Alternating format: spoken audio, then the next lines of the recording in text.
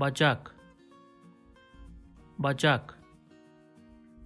Bacak.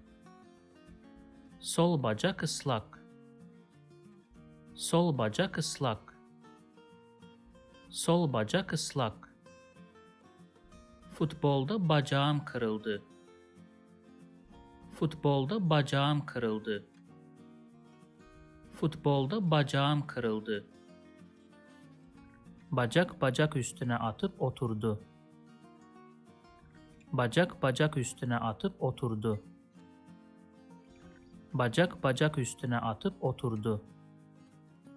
If you like this video, please subscribe to my channel below for more videos on Turkish grammar, vocabulary and pronunciation.